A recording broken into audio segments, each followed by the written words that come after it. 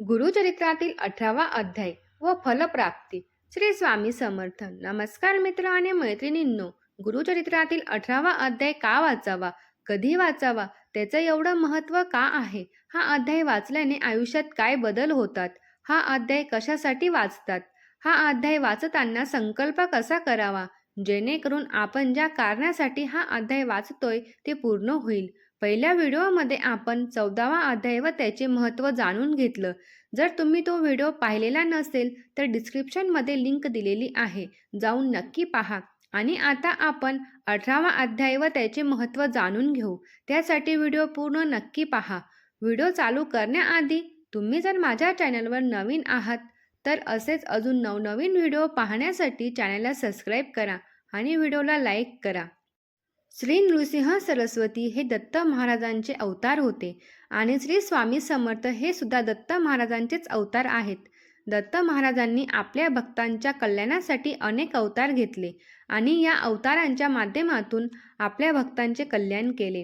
गुरुचरित्रातील 18वा अध्यायामध्ये श्री नृसिंह सरस्वती यांच्या जीवनातील महत्त्वपूर्ण प्रसंगाचे वर्णन आहे.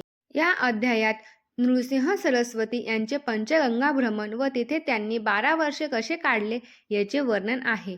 हा अध्याय आपण रोज सकाळी ब्रह्ममुहूर्तावर वाचू शकतो किंवा जेव्हा आपण नित्य सेवा करतो त्यावेळेला पण वाचू शकतो. म्हणजे असं काही नाही की सकाळीच वाचावं. संपूर्ण दिवसभरातून हा अध्याय कधीही वाचू शकतो. फक्त दिवसातून 12 ते 12:30 या वेळेला वाचायचा नाही. गुरुचरित्रातील 18वा अध्याय खूप शक्तिशाली आहे.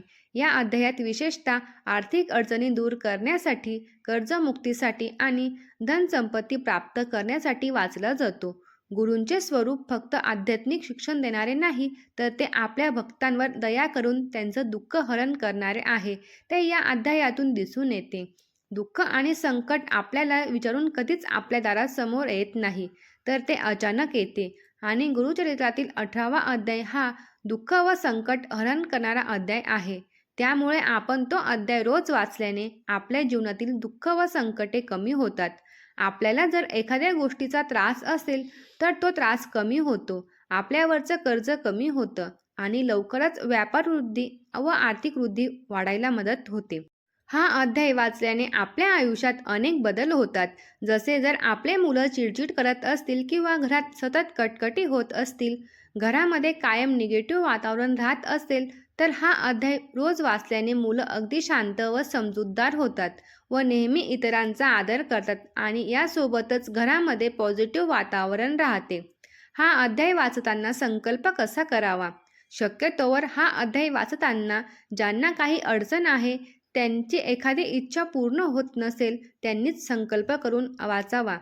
इतर व्यक्तींनी हा अध्याय कधीही वाचला तरी चालतो. मध्ये काही कारण आलं त्यावेळेला वाचायला नाही जमलं तरी चालतं, पण संकल्प केला तर तो पूर्ण करावाच लागतो.